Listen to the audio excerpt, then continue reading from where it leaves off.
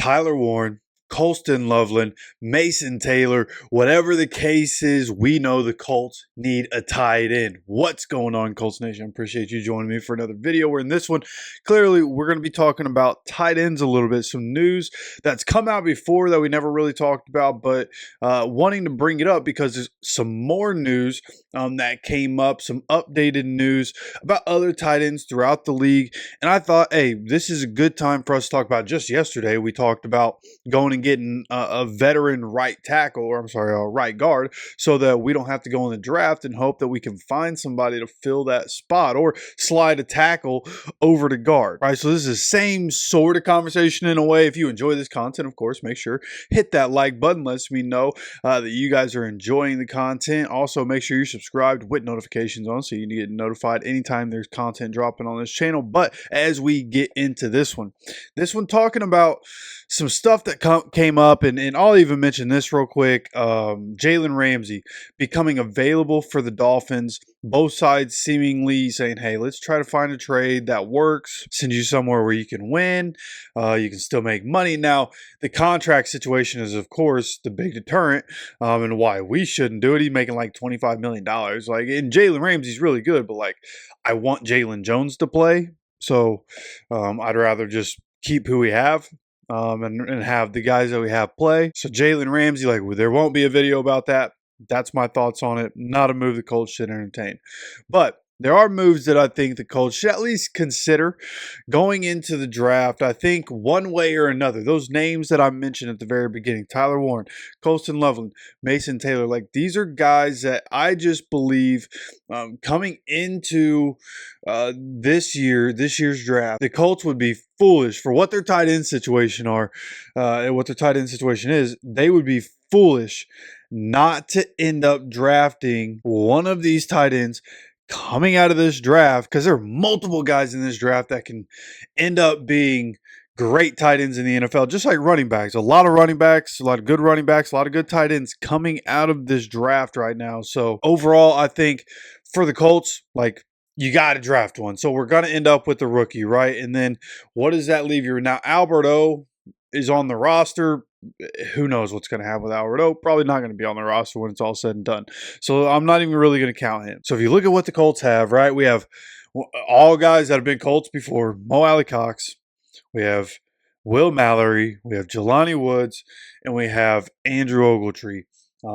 Obviously, Kylen Granson, I believe, ends up with the Eagles.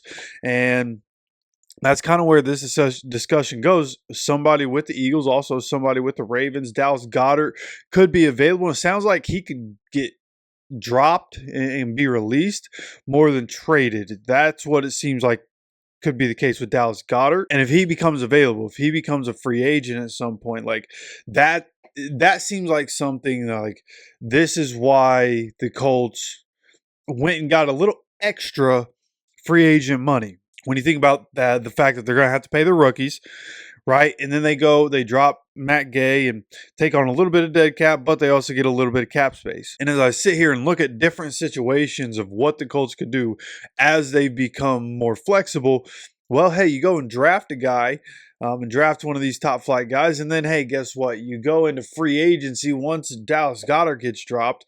You already have Shane Steichen and his connection with him, Tony Sperano and his connection with him. Like, there's reason to believe Dallas Goedert would be able to come into the offense and get going right away and be a guy that we can come in and depend on right away. And then all of a sudden, if we're going into the draft, right, and you're drafting Jason Taylor's kid, right, Mason Taylor, let's say we end up with him in the second round. Right, whether we trade up in the second round to go get him or he goes to 45, whatever. Let's just say we know with Mason Taylor in the draft, then you get Dallas Goedert whenever the Eagles make the ridiculous decision and decide that he's not worth the money. And then you end up with a tight end room that has Dallas Goedert, Mason Taylor as your two playmakers. You have Ogletree and Jelani Woods, who are big bodies, but can also be playmakers at different times. You just hope Woods can stay on the field. And then Mo Alley-Cox, who, of course, incredible blocker for a tight end. Really starting to get to that position where he's going to end up like Mercedes Lewis. which as long as he's not taking up like too much cap space, like I'm fine with Mo Alley Cox being the veteran on the team, right? And being one of those guys that he's been through so much in the NFL. You'd like to see him get some success so that he can pass that on through different generations of Colts, but nothing wrong with Mo being Unk. We know what he brings. We know exactly what we're going to get with Mo. So when you think about the tight end position, it's like, man, bringing Dallas Goedert in be a major playmaker for us. But also there's Mark Andrews. Mark Andrews seems like he's not going to be on the Ravens. Eric DeCosta, very non-committal. Didn't say they were going to get rid of him, but really talked him up. Like it sounded like he was saying things, trying to talk to other teams about, he's a great player. He's still got plenty left in the tank. Good teammate.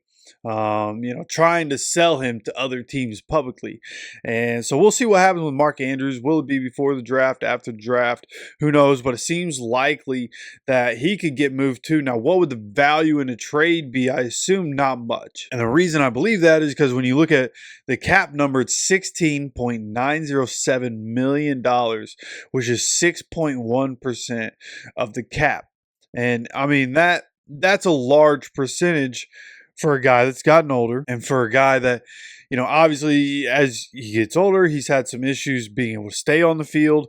What could his role possibly be? Again, you go and draft a tight end and then get Mark Andrews, kind of an ideal situation. To be honest with you, I would feel really good about that, just like the Ravens having Mark Andrews and Isaiah Likely. I think you bring Mark Andrews in, put him in a similar situation. I think he brings a lot of value, trusted veteran tight end as long as he's on the field. It's like almost like another coach on the field, somebody who's very smart, somebody who's very diligent, somebody that I would trust. If we brought him in, I would trust tight end position locked down. As long as he's there, locked down, and whatever rookie we draft would benefit a lot from being around a guy like Mark Andrews and Dallas Goedert for that reason, right? Same thing. But for the price of what Mark Andrews is going for, how much is he worth in terms of trade value? I don't know if I'd want to trade anything for a guy that's going to take up that much of the cap, for a guy that's 30 years old, right? Not getting any younger.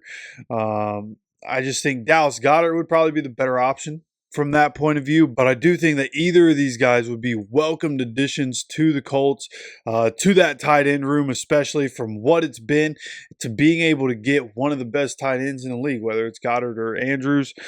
Just makes a lot of sense to me. I think adding a rookie and adding a outside free agent, high-level outside free agent at that position would really complete the offseason for Ballard. Like if that was able to happen, and we get one of the top 3 tight ends in the draft, and then we're able to get one of these guys somehow, you're talking about as perfect an offseason as you could have had for Chris Ballard, assuming it's all able to work out. Of course, the players have to be able to get on the field and make it work. But in terms of what we need from Ballard, this seems like a situation where he can really put the stamp on it. Right guard and linebacker would be 2 things people will talk about as, oh, well, perfect. Well, he didn't figure it all out. Well, he's done a really good job this offseason. We'll see how does he complete the offseason as we go forward. Hendrickson, Goddard, Andrews, these guys becoming available. Will Chris Ballard move on any of it and make anything happen? What are we going to do in the draft? The draft